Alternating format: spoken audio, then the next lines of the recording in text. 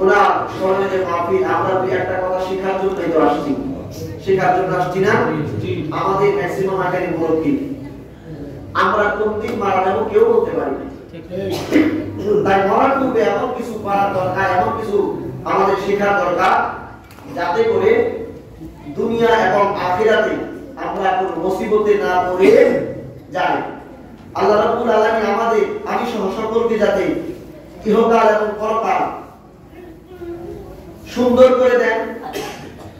মদিনাওয়ালা কামলিওয়ালা নবীজির কদম মুবারকে আমরা যাতে পৌঁছাইতে পারি, মদিনাওয়ালার সুপারিশ শাফাআত যাতে আমাদের নসিব হয়, সকলে বলুন আমিন। আমিন। ওই মদিনাওয়ালার প্রতি দুরূদ সালাম, নবীজি বলেছেন, আমি রাসূলুল্লাহর সঙ্গে হাসরের মাঠে সবচেয়ে বেশি নিকটে থাকবে ওই উম্মতগুলা, যেই উম্মতগুলা দিবারাত্র 24 ঘন্টা সবচেয়ে বেশি আমি রাসূলুল্লাহর উপরে দুরূদ শরীফ পাঠ করব। সুবহানাল্লাহ। নবীজি এই কথা বলেছেন। আরেকটা কথা বলেছেন, আমি ফাঁক দিয়ে বলবো ইনশাআল্লাহ। আল্লাহ রাব্বুল আলামিন আমাদের সকলকে কবুল করুন, আমিন বলেন। আমিন। বিসমিল্লাহির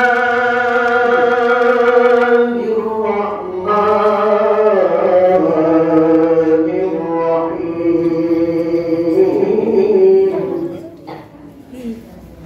ইয়া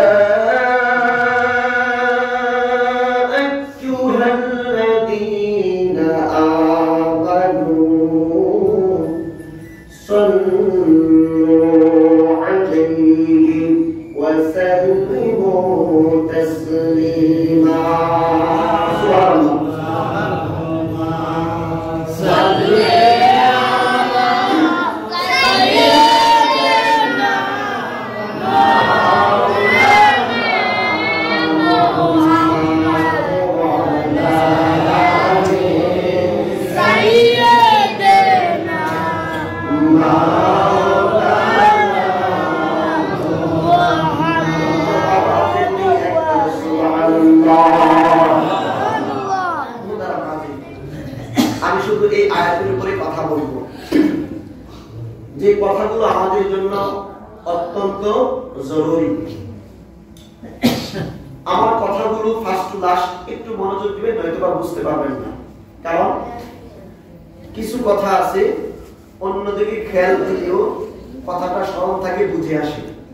কিছু কথা আছে একদম ফাইনালি যদি একদিকে মেন্টালিটি না থাকে, সেই কথাগুলো আর বোঝা যায় না। বুঝতে পারছেন?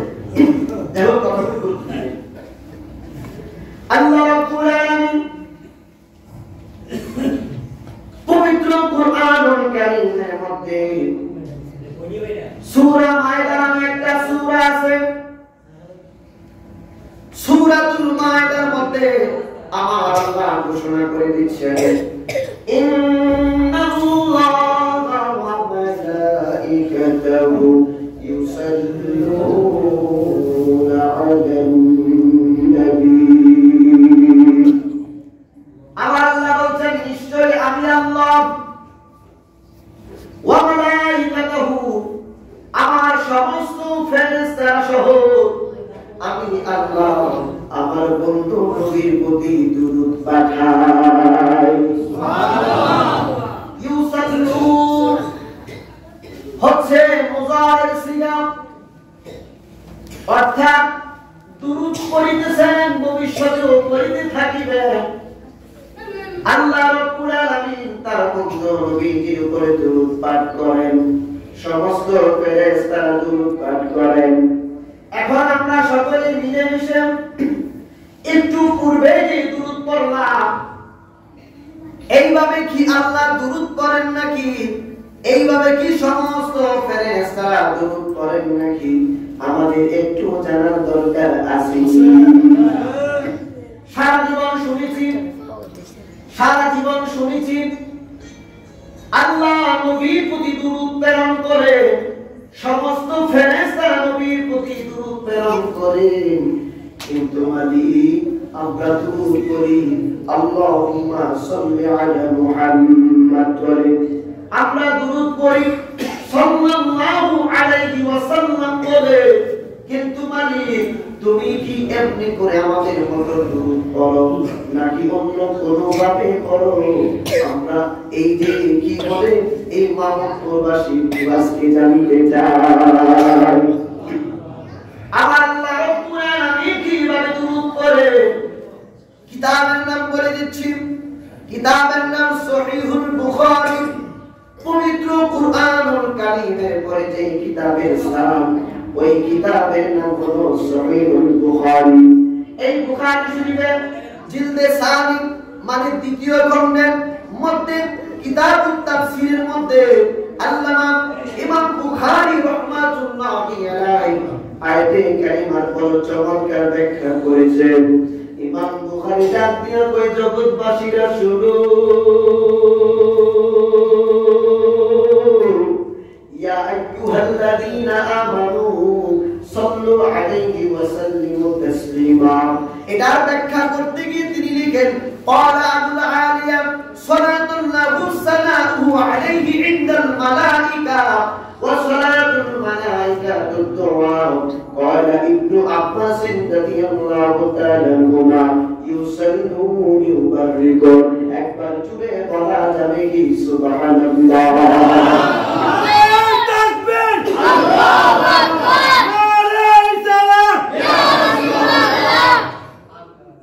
ইমাম বুখারী নাইয়া কয়ে, জগৎবাসীরা শুনো, আল্লাহ রাব্বুল আলামিন দুনিয়ার কোন মানুষের মতো দুরূদ পাঠ করেন না, দুনিয়ার কোন মানুষের মতো নবীকে সালাম দেন না। কই কিভাবে দেয়? কই দুনিয়ার মানুষ মসজিদের ভিতরে যতক্ষণ প্রবেশ করে থাকে, মসজিদের মজলিসের মধ্যে যতক্ষণ অবস্থান করে, ততক্ষণ পর্যন্ত নবীর প্রতি দরুদ পাঠ করে। দুনিয়ার মানুষ মসজিদ থেকে যেই মাত্র ঘরের মধ্যে চলে যায়, বিবির সঙ্গে যখন একত্রিত হয়, তখন নবীর দুরূদ থেকে দূরে চলে যায়। সন্তানের সঙ্গে যখন বাবা সন্তান একত্রিত হয়, নবীর দুরূদের কথা মনে থাকে না, সন্তান এবং বাবার মহব্বতের মধ্যে থাকে গো, নবীর দুরূদ থেকে সবাই দূরে থাকে। আমরা যখন বাজার ঘাট করতে যাই, বাজারের মধ্যে চলে যাই, মানুষের সঙ্গে অবস্থান করি, বিভিন্ন কথোপকথন করে ফেলি, নবীর দুরূদ শরীফ ওই সময় পড়ি না। কিন্তু আমার আল্লাহ বলছেন, ইমাম বুখারী বলছেন, ক্বালা আবুল আলিয়া সাল্লাল্লাহু সালাহু আলাইহি ইনদাল মালাইকা। আল্লাহ রাব্বুল আলামিনের দুরূদের অর্থ হলো, আমার আল্লাহ আপনার আল্লাহ সমস্ত ফেরেশতাদের সামনে দিবারাত্র 24 ঘন্টা আমার নবী আপনার নবী শুধু প্রশংসা করেন। সুবহানাল্লাহ। ওয়া সালাতুল মালাইকাতু দুআ। ক্বালা ইবনু আব্বাস রাদিয়াল্লাহু তাআলা আনহুমা ইউসাল্লুন ইউবাররিকুন। ফেরেশতারা এই বলে দুরূদ পাঠ করে, বলি তোমার বন্ধু নবীর প্রতি, হাকিকতে তোমার বন্ধু নবীজির উম্মতের উপরে বরকত নাযিল করো। সুবহানাল্লাহ। আমার বন্ধুরা, বাবারা, গভীর মনোযোগ। শুধু তাই নয়, উম্মতে মুহাম্মাদি আমাদের জন্য রাহমাতুল লিল আলামিন নবীজি কত বড় নিয়ামত হিসেবে আমরা পেয়েছি। দেখেন, কিতাবের নাম মিশকাতুল মাসাবি শরীফ। এই মিশকাতুল মাসাবি না বলে পৃথিবীর কোন আলেম হতে পারে না। এই মিশকাতুল মাসাবির হাদিস নাম্বার হচ্ছে 937 নাম্বার হাদিস। আপনার নবী, আমার নবীজি খরাজা রাসূলুল্লাহ সাল্লাল্লাহু আলাইহি ওয়াসাল্লাম, আপনার নবী, আমার নবীজি একদিন হুজরা মুবারক থেকে বের হলেন। সাহাবীরা দিয়া কই, শুনো, আল্লাহ রাসূল হুজরা মুবারক থেকে বের হলেন গো। বের হয়ে যাইতে একটা বাগানের ভিতরে নবীজি প্রবেশ করলেন। খেজুর বাগানের ভিতরে নবীজি প্রবেশ করলেন। নবীর সাহাবীরা দিয়া বলতেছেন, গো ফাসাদাদা, অতঃপর নবীজি সিজদা মুবারকের মধ্যে লুটিয়ে পড়লেন। নবীর সাহাবী বলেন, আমি দেখতে পেলাম রাহমাতুল লিল আলামিন নবীজি সেজদা মুবারকের মধ্যে পড়লেন, মাথা মুবারক উত্তোলন করেন না, এত দীর্ঘ সেজদা কোনদিন দেখি নাই। রহমাতুল লিল আলামিন নবীজি, আমি ধারণা করেছিলাম আমি ধারণা করেছিলাম নবী কি দুনিয়া থেকে বিদায় নিলেন কিনা। ওই সাহাবী ডাক দিয়া কই, শুনো, আমি একটু সামনের দিকে গেলাম, যাইয়া নবীজির মাথা মুবারকের সামনে যেই মাত্র গেলাম, নবীজি হঠাৎ করে মাথা মুবারক উত্তোলন করলেন। আমার নবী ডাক দিয়া কই, আব্দুর রহমান ইবনে আউফ, আয় বাবা এইদিকে আয়। নবী গো, আপনি এত দীর্ঘ সেজদা কেন দিলেন? আমি মনে করেছিলাম আপনি বুঝি দুনিয়া থেকে পর্দা মোবারক করেছেন। নবী আমার সাহাবীকে ডাক দিয়া বললেন, সাহাবী রে, এই মাত্র জিবরাইল আমার কদমে এসেছিল, আয়েশা আমি রাসূলুল্লাহ উম্মতের জন্য দুইটা সুসংবাদ দিয়া গেছে। সুবহানাল্লাহ। নবী সাহাবী ডাক দিয়া কই, নবীজি, উম্মতে মুহাম্মাদের জন্য কি দুইটা সুসংবাদ? নবী আমার ডাক দিয়া বললেন, সাহাবী, আমার আল্লাহর সিদ্ধান্ত হচ্ছে পৃথিবীর যে কোনো প্রান্ত থেকে যদি আমি রাসূলুল্লাহর উপরে একবার মহব্বতে কেউ দুরূদ পাঠ করে, আমার আল্লাহ তার উপর রহমত সাথে সাথে নাযিল করে দিবেন। সুবহানাল্লাহ। নবী সাহাবী ডাক দিয়া কই, নবীজি, দুই নাম্বার সুসংবাদ কি গো নবীজি? আপনার নবী আমার নবী ডাক দিয়া বললেন, সাহাবী, দুই নাম্বার সুসংবাদ হলো পৃথিবীর যে কোনো প্রান্ত থেকে আমার কোন উম্মত যদি আমি রাসূলুল্লাহর উপরে মহব্বতে আমি রাসূলুল্লাহকে একবার সালাম দেয়, আমার আল্লাহ বলছে ওই উম্মতটাকে আমার আল্লাহও বুঝি একবার সালাম দিব। নবী আমার রহমাতুল লিল আলামিন নবীজি, রহমাতের নবী, কত মায়া করেন আমাদেরকে, কত দয়া করেন। আসুন বাবা একটু সামনের দিকে যাই। নবীজির প্রিয় সাহাবী ছিলেন, নবীজির প্রতি দুরূদ পড়লে কি লাভ হবে? নবীজির দুরূদের কথা সবাই জানি, একবার দুরূদ পড়লে 10টা রহমত আমার আল্লাহর পক্ষ থেকে দুনিয়াতে চলে আসে, 10টা মর্যাদা আমার আল্লাহ বাড়িয়ে দেয়, এমনকি 10টা গুনাহ আমার আপনার আমলনামা থেকে আমার আল্লাহ বর্জন করে দেয়। নবীজির একজন সাহাবী যার নাম হচ্ছে আব্দুল্লাহ ইবনে আব্বাস রাদিয়াল্লাহু তাআলা আনহু, কাবার চত্বরের মধ্যে মাথাতে তওয়াফ করছে একটা পাগল, একজন আল্লাহর ওলি।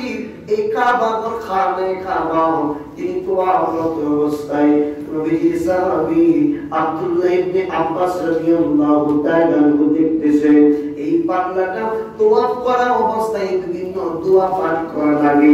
যারা হজ করতে গেছেন তারা জানেন দোয়া পাঠ করা লাগে, এক এক জায়গায় এক এক রকম দোয়া। নবীজির সাহাবীদেরকে এই পাগলাটা প্রত্যেকটা জায়গায় দোয়া পড়ে না, প্রত্যেকটা জায়গায় শুধু নবীর প্রতি দুরূদ আর সালাম পাঠ করে। সুবহানাল্লাহ। নবীর সাহাবীরা দিয়া কই, পাগলা শুনো, প্রত্যেকটা জায়গায় আলাদা আলাদা করে দোয়া আছে, কিন্তু তুমি আলাদা আলাদা কোন দোয়া পাঠ করতেছো না, শুধু নবীর প্রতি দুরূদ আর সালাম পাঠ করতেছো। এটার কারণটা কি আমি জানতে চাই। ওই পাগলাটা ডাক দিয়ে বললেন, হুজুর, আমি দুরূদ শরীফ সম্পর্কে এত মহান মহান কথা শুনেছি, দুরূদ সম্পর্কে আমার এত বেশি পরিমাণ ধারণা হয়েছে, এই জন্য দুরূদ ছাড়া আমি অন্য কিছু পাঠ করতে পারি না, অন্য কিছু এমনিতে ইচ্ছাকৃতভাবে আমি পাঠ করি না গো। এই সাহাবী ডাক দিয়া বলতেছেন, কি মহিমা তুমি পাইছো দুরূদের মধ্যে, তুমি কি মজা পাইছো?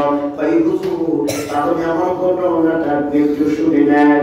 আল্লামা ইউসুফ নাবহানী রাহমাতুল্লাহি আলাইহি কিতাবের নাম জাওয়াহিরুল বিহারের মধ্যে আসছে রে বাপ। ইউসুফ নাবহানী রাহমাতুল্লাহি আলাইহি বড় চমৎকার ভাবে কথাটা উল্লেখ করেছেন। আল্লাহর নবী ডাক দিয়ে কই, হুজুর, একদিন আমার বাবার সঙ্গে আমি খানে খাবার দিকে আসতেছিলাম, খানে খাবার তওয়াফ করার জন্য আমি আসতেছিলাম। হুজুর মাঝপথে গো আমার বাবা অসুস্থ হয়ে গেছে। অসুস্থ হয়ে যাওয়ার পরে আমার বাবার সেবা করা আমি শুরু করে দিলাম। একটা জায়গার মধ্যে, নিরিবিলি জায়গার মধ্যে আমার বাবার সেবা আমি করতেছিলাম। কিন্তু দিন দিন সময় যত যেতে লাগলো আমার বাবাটা ভীষণ অসুস্থ হয়ে গেল। হুজুর আমি অবশেষে দেখলাম আমার বাবা মনে হয় দুনিয়ার জমিনে আর বাঁচবে না, আমার বাবা মনে হয় দুনিয়ার জমিনে আর থাকবে না।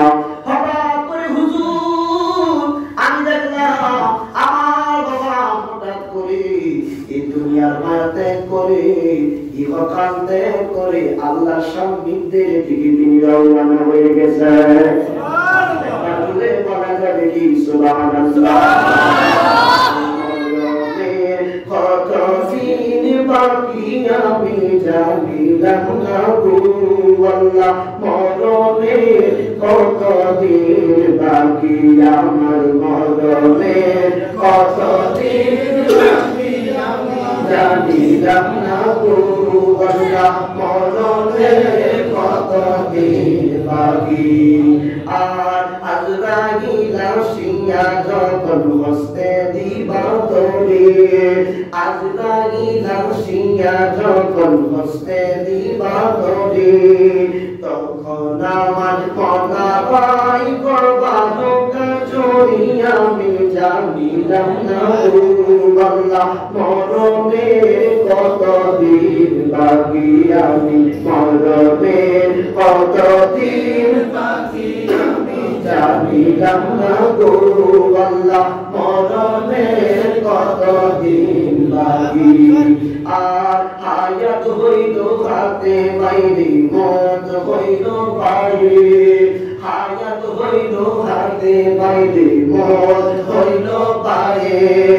যে জায়গায় যার মরণ লেখা সে জায়গায় সে মরে আমি জানিলাম না গো আল্লাহ, মরণে কতদিন বাকি আমার, মরণে কতদিন বাকি আমি জানিলাম না গো আল্লাহ, মরণে কতদিন বাকি। আর 40 দিনের আগে বাইরে মতের নিশানি, 40 দিনের আগে বাইরে মতের নিশানি। চন্দ্রদেতে বান্দানি বসকে দিয়া আমি জানিলাম না গো আল্লাহ, মরণে কতদিন বাকি আমার, মরণে কতদিন বাকি আমি জানিলাম না গো আল্লাহ, মরণে কতদিন বাকি। আর 30 পারা কোরআন শরীফ জানিও নিশ্চয়, 30 পারা কোরআন শরীফ জানিও নিশ্চয়। কোন জায়গায় কোন হরফ লেখা না করিলাম কই আমি জানিলাম না গো আল্লাহ, মরণে কতদিন বাকি আমার, মরণে কতদিন বাকি আমি জানিলাম না গো আল্লাহ, মরণে কতদিন বাকি আমার, মরণে কতদিন বাকি আমি জানিলাম না গো আল্লাহ, মরণে কতদিন বাকি। আর শীতল ফকিরে কখন মনেতে ভাবিয়া, শীতল ফকিরে কখন মনেতে ভাবিয়া, কোন অবস্থায় মারবা আল্লাহ বন্ধ কারে নিয়া আমি জানিলাম না গো আল্লাহ, মরণে কতদিন বাকি আমার, মরণে কতদিন বাকি আমি জানিলাম না গো আল্লাহ, মরণে কতদিন বাকি। একবার জুড়ে বলা যাবে কি সুবহানাল্লাহ। ওই লোকটা ডাক দিয়া কই, হুজুর আমার আব্বা দুনিয়া থেকে বিদায় গ্রহণ করলেন গো, আমার আব্বা দুনিয়া থেকে বিদায় গ্রহণ করার পরে আমি দেখলাম আমার আব্বা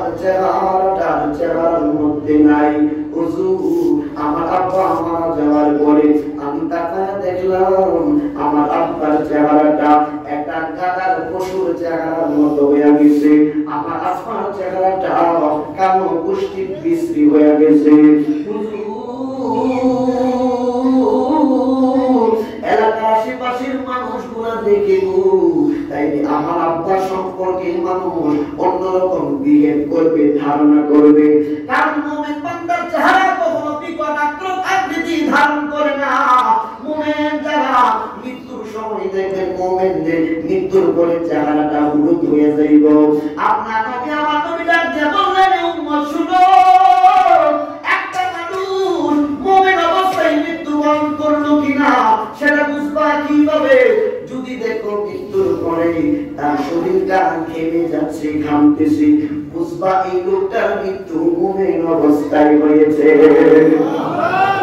যদি ইন্তেকালের পরে চেহারাটা হলুদ হলুদ ভাব হয়ে যায় তাইলে বুঝবা তার মরণটা ঈমান নিয়ে মরণ হয়েছে।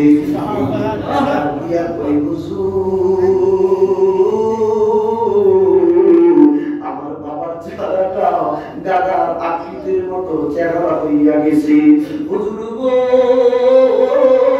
মানুষ যদি আমার বাবার চেহারা দেখে মানুষের হৃদয়ের মধ্যে, মনের মধ্যে অন্যরকম মেন্টালিটির মধ্যে অন্যরকম চিন্তা ভাবনা আসবে। এই জন্য আমি ভয় পাইয়া আমার বাবার চেহারাকে আমি রুমাল দিয়ে ঢেকে রাখলাম গো। ঢেকে রাখার পরে আমি এদিক সেদিক ছোটাছুটি করতেছি। এখন আমি কি করব? বাবার চেহারা যদি এরকম বিকট আকৃতির হয়ে যায়, মানুষ জানাজা দিতে আসলে, গোসল করাইতে আসলে মানুষ আমার বাবার চেহারা দিয়ে ভয় পেয়ে যাবে, অসুস্থ হয়ে যাবে, কোনো সমস্যা হয়ে যাবে। এই লোকটা বলতেছেন, হুজুর আমি এই ভেবে পেরেশানির মধ্যে পড়ে গো। আমি সময় কাটতে লাগলো, টেনশন করতে করতে, পেরেশানি হতে হতে আমি হঠাৎ করে আমার তন্দ্রা চলে আসলো। তন্দ্রা আসতে আসতে এক সময় আমি ঘুমের ঘরে চলে গেলাম। ঘুমের ঘরে যাওয়ার পরে আমি দেখতে পেলাম হুজুর একজন সুন্দর, একজন সুদক্ষ পুরুষ আমার স্বপ্নের ভিতরে হাজির হয়ে গেছে। সুন্দর, এত সুন্দর, জীবনে কোনদিন আমি এত সুন্দর মানুষ দেখি নাই গো হুজুর। আপনাকে দেখে চিনতে পারলাম না।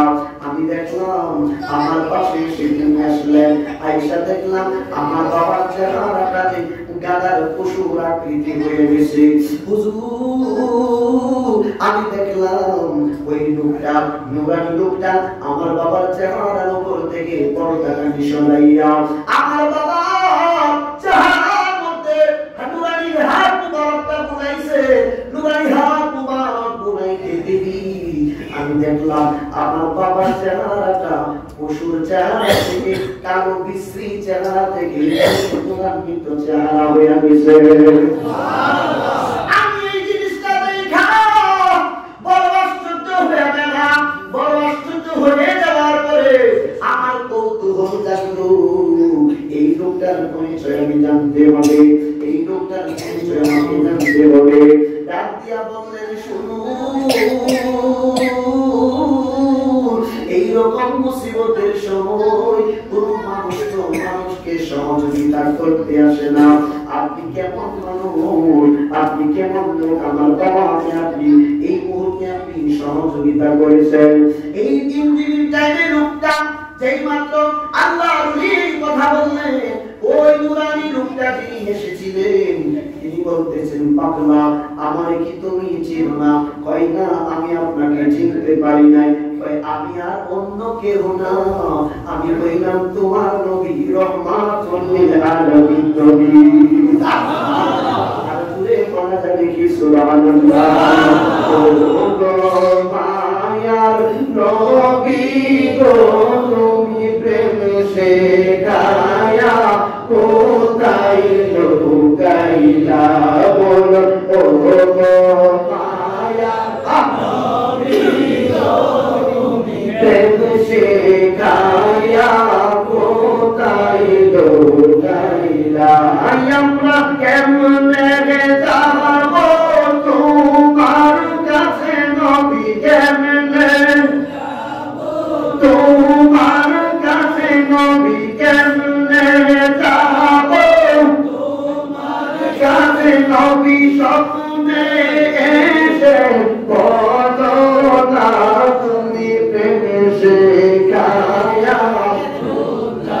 লোকাইলা বলন ও গো মায়া আমি তুমি প্রেম শেখায়া কোথায় লোকাইলা আমরা কেমনে যাব তোমার কাছে নবী কেমনে যাব তোমার কাছে নবী স্বপ্নে এসে বলো না তুমি প্রেম শেখায়া কোথায় লোকাইলা এই লোকটা চোখের বাড়ি টলটল করেছে চোখ থেকে ঝরতেছে চোখের বাড়ি ঝরতেছে আর বলতেছে নবী গো আমি আপনাকে চিনতে পারলাম না নবী গো এইরকম মুসিবতের সময় আমার বাবার তো বড় মুসিবতের সময় আপনি নবীর সহযোগিতা করার জন্য মদিনাতুল মুনাওয়ারা থেকে চলে আসলেন তাহলে বোঝা গেল আমার নবী আপনার নবীজি রওজা মুবারকে থাকেন কিন্তু উম্মতের কোনো মুসিবতে পড়ে গেলে আমার নবী আপনার নবী রওজা মুবারক থেকে আসতে পারে কিতাবের নামটা নোট করেন কিতাবের নামটা আল-হাবিল ফানাওয়া লিখেছেন ইমাম জালালউদ্দিন সৈয়দী রাহমাতুল্লাহি আলাইহি জিলদে আউয়াল প্রথম খণ্ডে 221 পৃষ্ঠার মধ্যে উল্লেখ আছে নবী আমার বলেন ইমাম জালালউদ্দিন সৈয়দী উল্লেখ করতেছেন উম্মতে মুহাম্মাদী যখন কোনো গুনাহ কাজ করে ফেলে আমার নবী আপনার নবী রওজা মুবারক থেকে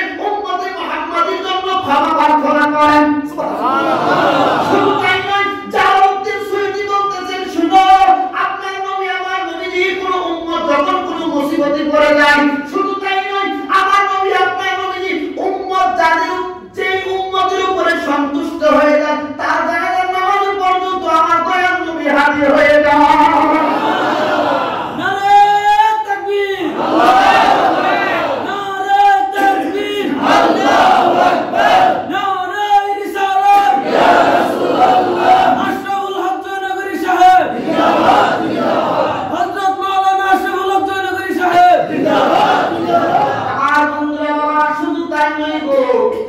নবী উম্মতের জন্য কত পাগল উম্মতকে কিভাবে দয়া নিবেন শাফাআত করে আমার নবী জাহান্নাম থেকে জান্নাতে নিবেন এখানে আমি মনে করি অনেক মুরব্বী মানুষ আছেন আপনার নিজেরাই সাক্ষ্য দিবেন মসজিদের ভিতরে বসে এখানে হাজি লোক কয়জন আছেন হাত তুলে একটু কষ্ট করে হাজি লোক আছেন এখানে অনেক হাজি লোক এখানে আছেন তাহলে একটা কথা ফাঁক দিয়ে বলে দেন হজ করতে যখন আপনারা যান আমরা তো এখনো হজ করি নাই কিতাবের মধ্যে পড়েছি কিন্তু প্র্যাকটিক্যালি আপনারা করে আসছেন ওই যে যখন হজ করতে গেছেন আরাফার ময়দানে যখন অবস্থান করছেন আরাফার ময়দানে একটা ওয়াক্তের নামাজ কিন্তু ইচ্ছা কইরা কাজা করতে হয় সেই ওয়াক্তটা হইল মাগরিবের ওয়াক্ত হজটা করছেন মাগরিবের ওয়াক্ত ইচ্ছা কইরা কাজা কইরা মুজদালিফায় এখানে সঙ্গে আদায় করা লাগে আরে কত মজার বিষয় আমার রব্বুল আলামিন দেখেন নবীর উম্মতের জন্য কত পাগল উম্মতকে কিভাবে জাহান্নাম থেকে বাঁচাইবেন আমার আল্লাহ আইন করলেন এক ওয়াক্ত নামাজ যদি কেউ কাজা করে বাধ্যের কথা এক ওয়াক্ত নামাজ যদি কেউ কাজা করে তাহলে 80 বার দুজকে জ্বলতে হইব হাজার হাজার বছর পর্যন্ত দুজকের আগুনে জ্বলতে হইব নবী আমার উম্মতের দরদি 1,24,000 মতন করে কম বেশি সাহাবীদেরকে লইয়া নবী আমার আরাফার ময়দানের মধ্যে চলে গেলেন আরাফার ময়দানে যাইয়া নবী আমার মাগরিবের নামাজটা ইচ্ছা করে কাজা করে দিলেন আল্লাহু আকবার জিবরাইলের ডাকে মানলেন মালিক সর্বনাশ হয়ে গেছে এর জিবরাইল কি সর্বনাশ হইছে নবী গো আপনার নবী 1,00,000 উপরে সাহাবীদেরকে লইয়া মাগরিবের নামাজটা ইচ্ছা করে কাজা কইরা দিছে এখন আপনার বন্ধু বিবাদে আপনি কি সিদ্ধান্ত কি ফতোয়া দিবেন আমার আল্লাহ ডাকতে বলে জিবরাইল আমার বন্ধু নবী কেন এই কাজ করেছে আমি আল্লাহ তো জানি কারণ আমার বন্ধু নবী উম্মতের নাজাতের জন্য সর্বদা পেরেশান থাকে এ জিবরাইল আমার বন্ধু নবীকে জানাইয়া দে আমার বন্ধু নবী যদি সাহাবীদেরকে লইয়া মাগরিবের ওয়াক্ত শেষ হয়ে গেছে কিন্তু এই যে মুজদালিফায় যাওয়ার পরে যদি এশারের সঙ্গে মাগরিবের নামাজটা আদায় কইরা দেয় আমি আল্লাহ পুরা করি মাগরিবের নামাজের সওয়াব আমল নামায় দান করে দিব হজ করতে গেলে ইচ্ছাকৃতভাবে আপনাকে এই কাজটা করতে হবে রে বাপ শুধু তাই নয় রে বাপ আপনি খানায় কাবার মধ্যে চলে গেলেন খানায় কাবার মধ্যে যাওয়ার পরে মাথা উপরে তাওয়াফ করার পরে এই জায়গার মধ্যে নিজেকে নিজে প্রশ্ন করা হয় এই অন্তর তুমি জীবনে কত গুনাহ করেছো এই তাওয়াফ করার কারণে তোমার গুনাহ বুঝি এখনো মাফ হয় নাই আপনি মুজদালিফায় চলে গেলেন অন্তর সাক্ষী দেয় আমার গুনাহ বুঝি এখনো মাফ হয় নাই আপনি আরাফার ময়দানে কান্নাকাটি করে দোয়া করতে লাগলেন মালিক আমার গুনাহ তুমি মাফ করছনি অন্তর তখন সাক্ষ্য দেয় গুনাহ বুঝি মাফ হইছে না কারণ জীবনে কত জানা অজানা শিরক বিদআতি কত গুনাহ করে ফেলেছি ওই সমস্ত নেককার ইমানদার উম্মতের জন্য আমার আল্লাহর পক্ষ থেকে আয়াত নাযিল করলেন আমার আল্লাহ ডাক দিয়ে কই বন্ধু নবী গো আপনার ইমানদার মুমিন বান্দাদেরকে আপনি ইমানদার মুমিন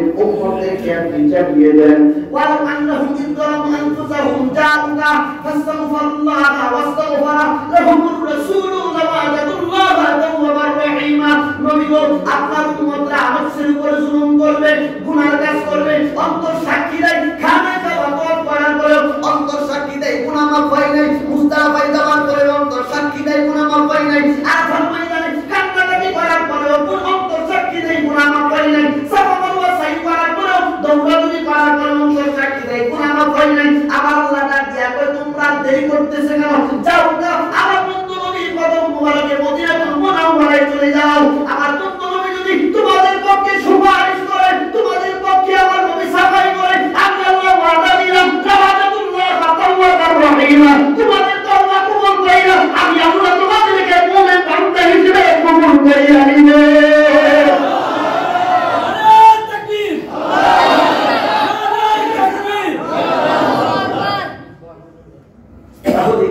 নবী উম্মতের প্রতি দয়ালু নবী উম্মতের প্রতি দয়ালু আমাকে 10 মিনিট আগে সিগন্যাল দিবেন নবী উম্মতের প্রতি দয়ালু এখনতে আচ্ছা 15 মিনিট শেষ করে ইনশাআল্লাহ আচ্ছা কথা বুঝতে পারতেছি আচ্ছা কোথায় ছিলাম এই যে লোকটা স্বপ্নের ভিতরে আমার নবী দিদারের ভিতরে সুবহানাল্লাহ আপনার নবী আমার নবী রাহমাতুল লিল আলামিন নবীজি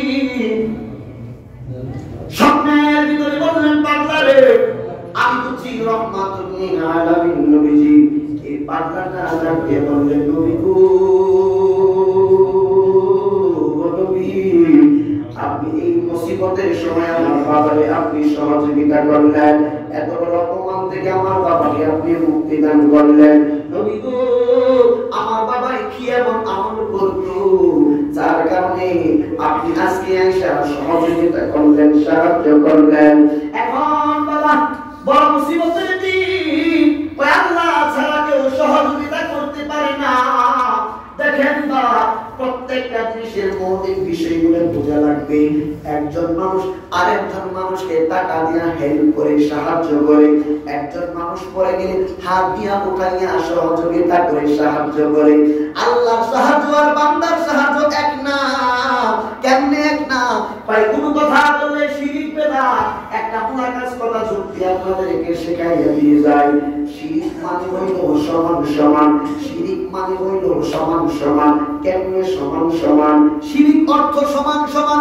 শিরিক কেমনে হইছে কি হইছে না কেমনে বুঝবেন এখন বলেন তো আমরা চোখে দেখি কি দেখি না এখন আমরা যে দেখতেছি ম্যাক্সিমাম শিক্ষক মানুষ আপনারা জ্ঞানী মানুষ আমরা দেখি ক্ষমতা দিয়েছেন কে আল্লাহ এখন আল্লাহই দেখেনি তাই আল্লাহর ক্ষমতা কেউ দিতে পারবনি তাইলে বোঝা গেল বান্দা দেখি আল্লাহর শক্তিতে আর আল্লাহ দেখে নিজের শক্তিতে কুদরতি ভাবে তাইলে আল্লাহ দেখা আর বান্দার দেখা এক হইতে পারে না আমার বন্ধুরা বাবা আপনি আপনি আমি একে অপরকে সহযোগিতা করি। আল্লাহ শক্তি দিছে, হাত দ্বারা সহযোগিতা করি। আল্লাহ শক্তি উঠাইয়া দিলে সহযোগিতা করার পৃথিবীর কারো ক্ষমতা নাই। কিন্তু আল্লাহ কারো শক্তি, কারো সহযোগিতায় ছাড়া আল্লাহ নিজে নিজে বান্দাদেরকে সহযোগিতা করে। তাইলে কোনো কিছুই বললে বেদাত শিরকের ফতোয়া আসবে কেন? বুখারী শরীফ জিলদে সানি দ্বিতীয় খণ্ডের মধ্যে আসছে আল্লামা ইসমাইল বুখারী রাহমাতুল্লাহি আলাইহি দ্বিতীয় খণ্ডের মধ্যে আপনার নবী আমার নবীজি হাদিস মুবারক কোট করলেন। কোট করার পরে তিনি বলছেন, আপনার নবী আমার নবী বলছেন, আমি ভয় করি না আমার উম্মত শিরক করবে। কথাটা বুঝবেন, আমি ভয় করি না আমার উম্মত শিরক করবে, কিন্তু আমি রাসূলুল্লাহ ভয় করি, আমার রাসূলুল্লাহ ভয় করি আমার উম্মত একসময় আমি রাসূলুল্লাহকে বাজে কথা বলবে। আমি রাসূলুল্লাহ ভয় করি আমার উম্মত হয়ে আমাকে বাজে কথা বলবে। বলে না? আমার রাসূলকে বলে অনেকে কাউবাই, আমার রাসূলকে অনেকে বলে কর্মচারী। নাউযুবিল্লাহ। আমার রাসূলকে এক এক সময় এক এক বাক্যে আহ্বান করে, কিন্তু আমার আল্লাহ পবিত্র কুরআনুল কারীমের মধ্যে বলে দিলেন, আমার আল্লাহ বললেন, তোমরা একে অপরকে যেইভাবে ডাকো আমার বন্ধু নবীকে সেইভাবে ডাকা যাবে না। এখন মেম্বার সাহেবের নামের পূর্বে জনাব মেম্বার সাহেব, চেয়ারম্যান সাহেবের নামের আগে জনাব চেয়ারম্যান সাহেব, ডিসি সাহেবের নামের আগে জনাব ডিসি সাহেব, স্যারের বা সেলিম ভাইজানের নামের আগে জনাব সেলিম স্যার, সবার নামের পূর্বে জনাব লাগানো। কিন্তু আমার আল্লাহ হুকুম হইল, হুকুম করলো, তোমরা একে অপরকে যেইভাবে ডাক দাও আমার রাসূলুল্লাহকে সেইভাবে ডাক যাবে না।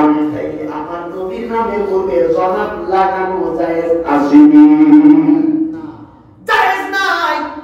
আমার নবী আপনার নবীকে কিভাবে ডাকবেন? তাফসীরে বাহারি রেফারেন্স টানতে পারছি না, দলিলগুলোতে বিশাল লম্বা হয়ে যাবে। তাফসীরে জালালাইন শরীফের মধ্যে 302 পৃষ্ঠা।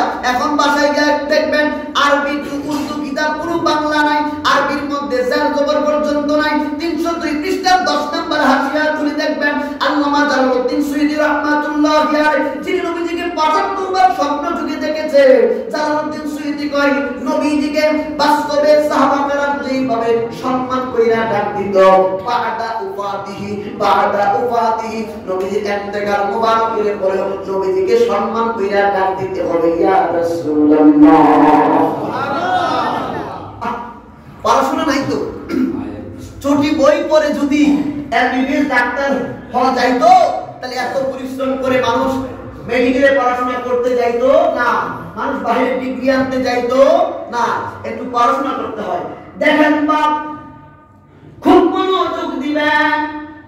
এই যে মসজিদের মধ্যে আছি, মসজিদের মধ্যে যখন ইমাম সাহেব এই যে আরিফুল হক আল কাদরি সাহেব যখন মসজিদের মধ্যে আল্লাহু আকবার বলে দাঁড়িয়ে যাবেন গো, পৃথিবীর যত বড় বাদশাহ আসুক না কেন, ইমাম সাহেব নামাজের মুসল্লা থেকে নামাজ ছেড়ে দেওয়া জায়েজ নাই। আছে না?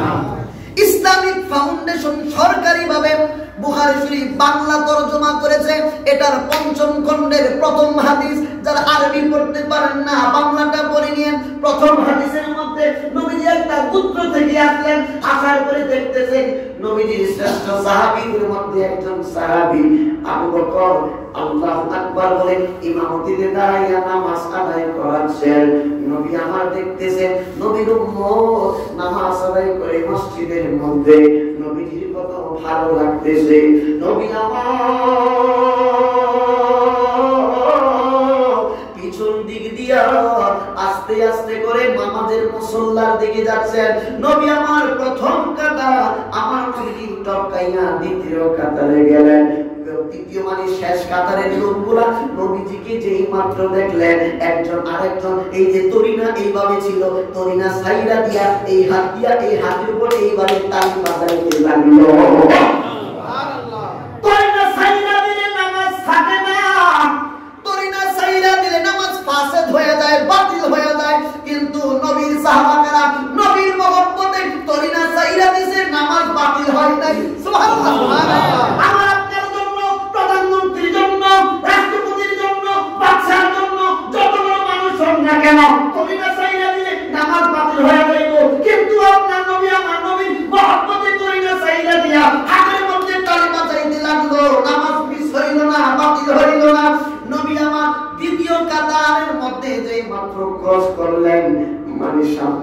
কাতারের পিছনে কাতার যেই মাত্র অতিক্রম করলেন, ওই সাহাবীরা যেই মাত্র নবীর চেহারা মুবারক দেখছে, ওই সাহাবীরা তরিকা সাইরা দিয়ে এইভাবে তালি বাজাইতে লাগল। সিদ্দিক আকবর ইমামতির মধ্যে দাঁড়ায় চিন্তা করলেন, হাই হাই বড় সর্বনাশের কথা, নবীর সাহাবারা এইভাবে তরিকা সাইরা দিয়ে হাতের মধ্যে এইভাবে তালি বাজাইতেছে গেল। সিদ্দিক আকবর টের পাইলেন রহমাত আমি নবীজি বুঝি নামাজের ভিতরে হাজির হয়ে গেছে। আমার আল্লাহ বললেন, ও বান্দারা, আমার নবী যদি তোমাদেরকে আহ্বান করে, যদি ঘরের মধ্যে থাকো আমার নবীর ডাকে সাড়া দাও, যদি নামাজের মধ্যে থাকো নবীর ডাকে সাড়া দিতে হবে। নামাজের মধ্যে ডাক দিলে কারো কথা কারো ডাকে সাড়া দেওয়া যায় না, কিন্তু নবীজি আপনি নামাজে থাকেন আর যেখানেই থাকেন নবীজি ডাক দিলে সব সাইরা দিয়ে নবীর ডাকে সাড়া দিতে হবে। সিদ্দিক আকবর তার পাইলেন নবীর আগমন হয়েছে। সিদ্দিক আকবর নামাজের ভিতরে তরিনা সাইরা দিয়া আল্লাহুম্মা আমিন কইরা মুনাজাত কইরা বলাইছে। সুবহানাল্লাহ। নামাজের ভিতরে যদি কেউ ইমাম খতিব ভক্ত বড় আলেম হোক মুনাজাত করে তরিনা সাইরা দিয়া তার নামাজ থাকবো না, নামাজ বাতিল হয়ে যাইব। সিদ্দিক আকবরকে আমার নবী বললেন, আবু বকর বাকি নামাজটুকু তুমি আদায় করে ফেলো। সিদ্দিক আকবর কি করলেন বাবা? সিদ্দিক আকবর মুনাজাত শেষ কইরা নবীর সামনে দিয়া আবু বকর পিছনে সরে আসলেন। আপনার নবী আমার নবীজি নামাজ শেষ করার পরে গো সিদ্দিক আকবরকে বললেন, আবু বকর রে, আমি রাসূলুল্লাহ তোমাকে অনুমতি দিলাম, ইজাজত দিলাম, বাকি নামাজটুকু তুমি কেন পড়াই না? আবু বকর ডাক দিয়ে বললেন, নবী গো আপনি রাসূলুল্লাহ কত কোন ইমাম নয়, আপনি রাসূলুল্লাহর উপরে কোন ইমাম হতে পারে না। আপনি রাসূলুল্লাহকে পিছনে রাখা আমি আবু বকর নামাজ পড়াইবো, আবু বকরের জন্য এটা শোভা পাই না। তাইলে কি বুঝলেন বাবা? আপনার নবী আমার নবীকে নামাজের ভিতরেও সমস্ত সাহাবা কেরাম সর্বোচ্চ সম্মান দান করতেন। সুবহানাল্লাহ। এই জন্য বলছি বা আগে ঈমান ঠিক করেন, আগে নবী চিনেন। নবী না চিনে যে নামাজের ভিতরে আমার নবী থাকবে না, নবীর স্মরণ আসবে না, ওই নামাজ আমার আল্লাহর দরবারে কবুল হতে পারে না। ঠিক আছে? এই জন্য আশেক সুন্দর করে গুনগুনাইয়া নবীজির মহব্বতে গান গাইতেছেন। ওই নবী প্রেমে মালা পরে, নবী প্রেমে মালা পরে হইলাম পাগল দেওয়ানা, ওই কদমে যাওয়া হলো না, ওই কদমে যাওয়া হলো, ওই আগে ইমাম তাজা পড়ো,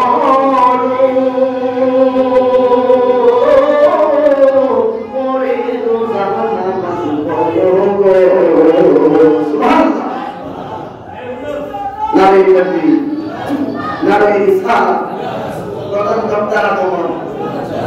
এই মাহফিলের পক্ষ থেকে সকলে বলি মারহাবা। আল্লাহু আকবার। ঠিক আছে? ইয়া রাসূলুল্লাহ।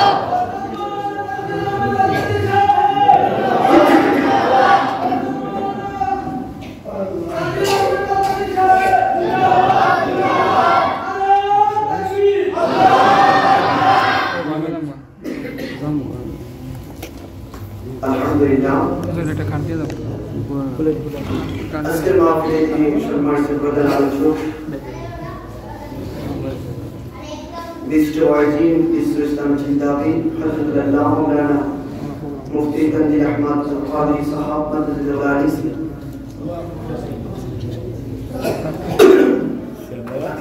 অনেকে বসে কথা বলবো।